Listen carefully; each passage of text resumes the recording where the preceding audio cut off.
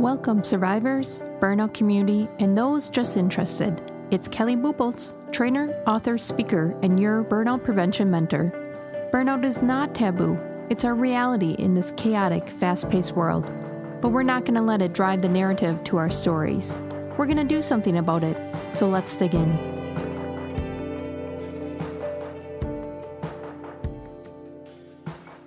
By now, if you've been watching the different series, Think Different, or the Quick Tips, you already know we're addressing the workforce energy management issue. It started with burnout prevention, and as I got out to clients, I was realizing that this employee engagement conversation, that this turnover conversation, retention, and burnout was all in similar categories, 4 factors feeding the energy towards burnout or towards energy. And one of the factors in the workforce energy model is workflow. This is productivity optimization, where we're going to be focusing efforts, initiatives, and tasks towards optimizing what we're already doing for more effectiveness. We're going to be focusing on gaining efficiencies through process flow, through systems, how handoffs are going. Can we make those more successful? Where waste is and reducing it, time management. And that's going to add more value to your organization. So far, the approach has been, let's add more. Let's add more people. Let's add more tasks. Let's add more, and it's feeding the burnout in the workforce. And that's why half of the population in the US is now in burnout. So we're going to reframe how we're approaching workflow. Instead of adding more, we're going to focus on productivity optimization. One great tool you can use just to understand ourselves and where we're wasting our own time within our day, our own time within our team, is through DISC behavioral science. Looking at the time wasters based on work styles will give you some data points in where you can move forward, where you can start your action plan back to productivity without all these energy drainers. And what I love about this is it helps us as individuals even figure out what is our time wasters. Sometimes we just spin our wheels and we're trying all the different things because it works for someone else and it's not working for us. And that can just be so energy draining. So when you really hone down into work styles and where the time wasters are, you can start to get rid of that waste and move back to productivity without adding more. Love that. When we go through training in DISC with certain teams, I like to incorporate their operations, the type of industry they're in. Are they more in response mode because they're in customer service, or do they have more control of their day? All these factors go into play. So as we go through the time wasters per work style, I'll incorporate that into the training so we can actually use practical tools to get back to energy and gain back time. So let's just take a few of them. And like I said, in the actual trainings that I do with organizations, we hone down practical action plans for each work style. So with Ds, that's our dominants, or our reds as I like to call them.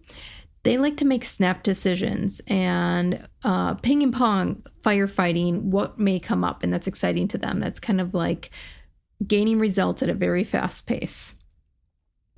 That can lead to time wasting because they might need more information and research to make a decision, or in that firefighting, they might be over responsible, taking over someone else's responsibilities, again, playing in different sandboxes in which they aren't their sandboxes. So that can also be a time waster. Poor delegation. So Ds like to get things done. They like to get things done fast. If it's taking longer than they personally would like, they may take over and do it themselves. Or as a leader, as a D, they may do it themselves because that lack of trust that someone will get it done in time is beating at them at any point in time. So they may take control when maybe they could entrust their team and delegate it out. Lack of a plan, just like the firefighting and snap decisions, could cause a lot of time waste without all the information needed to get it done. And then they may be more reactive than proactive because they're firefighters. Now, I'm a high I, so procrastination is key, and using action plans and practical tools to fight that procrastination. It's not that they intend not to get it done, it's just that other things distract them, and shiny object syndrome is definitely prevalent in the high I's. They may over socialize or get into storytelling and discussions too far, when really we just need to stay on task, stay on an agenda at this point in time. Poor organization, which is a symptom of procrastination type behaviors. And then people pleasing. So their hands will be in other departments and other projects that they shouldn't be, because they're trying to actually help people. They're trying to make sure that they're successful. And in the end run, they might not even be getting their job done. And then we talked about the shiny object syndrome. S is our supportives, and there are greens. They enjoy steadiness. They enjoy routines and habits, so it's very difficult for them to change. So that can be a time waster when the organization has decided to go this direction, when the department has decided to take this step and they're lagging behind. And it's not that they don't understand, it's not that they aren't on board, it's just that their change curve is much longer, and understanding that behavior will help you start prepping them so they can get a head start on that journey. They will be avoiding conflict, which can be a time waster, because now they'll be stirring in their day, in their head, creating this conflict monster and whole narrative and story outside of reality that never happened. And so we want good feedback loops, high trust within teams to support S's, to be able to have those genuine conversations and not languish within stories in their own head, creating scenarios of conflict that may have never even happened. And then again, they'll postpone unpleasant discussions. They might not even speak up their voice when they know something's wrong or a gap needs to be filled, because they want to avoid that conflict. Again, wasting time for the whole organization or department.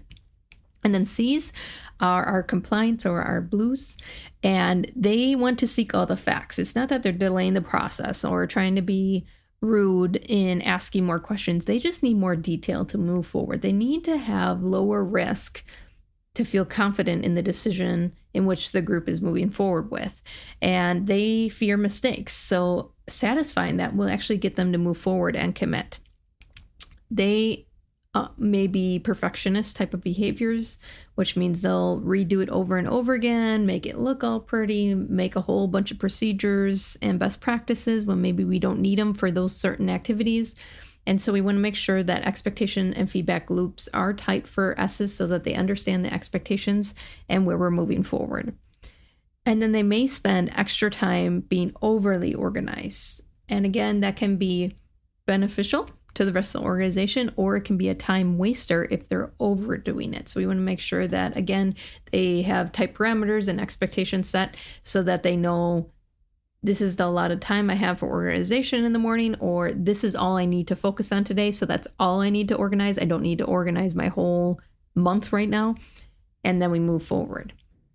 I found this really helpful as a high I, someone who moved really fast and was people oriented. I thought I was always doing the right thing. I thought that I was providing value to the organization. And then when things weren't getting done, or people didn't understand that I wanted to keep moving, I was wondering why this was so hard, why these relations and collaborations were difficult, and that conflict was coming in. And it really showed me in this report, through data and not so much personal, that I was wasting time in certain aspects that I could control. So in the DISC package, we go through this a little bit more in detail with your workforce during the training, to make sure not only that they understand what is in their assessment, but how to combat getting back to energy, how to combat these time wasters to get back to productivity and that optimization, so we don't have to add more, or being more effective, or being more effective in addressing our time wasters, being more effective in supporting our team members and holding them accountable in their time wasters, or being very delicate on how we call those out, or being supportive on their journey. So say I have a high C, our blues, our perfectionists, our detailed data analytic people in our team meeting, and they keep digging and they're presenting all this information, but now it's diverged away from the goal. I know that they're a high C, a high blue. So I can call that out as a tool and say, hey, our high blues, is this information good enough, or have we went down a rabbit hole? Usually you get a laugh, there's a little bit of humor in it, and then we get back on track. It's very impersonal versus, hey, you're digging a little too far. We need to stop. We need to get back on track. that puts people in the defense. It gets really personal. So using this as a tool and train your workforce on how to address questions and collaboration to support one another on their time wasters is a huge move in the workforce energy management towards team synergy and team trust and that communication on this journey. In order to start meeting the modern day workforce where they're at is addressing these soft skills in a way that is less defensive and less personal. Even though we're talking about them, it's bringing awareness and understanding to human behavior about themselves and about others. And let me tell you, just meeting the new generation coming into the workforce, meeting people in the workforce that are going through burnout and not even understanding who they are and their work style and what internally motivates them, this tool is going to be a huge catalyst in investing in your workforce and getting them back to energy, moving them from this exhaustion back to excellence. But in order to do that, we need to think different. I know you're not lazy. Most people in burnout are high performers, those serving others before themselves. Don't discount this step today, the action in which you focus on your self-growth. Piecing together the puzzle is half the journey. Rediscovering yourself, energy, and establishing new habits is the other. Do not underestimate the untapped inner strength inside you. Explore more resources on my website to move from zombie mode back to liveliness. See you soon.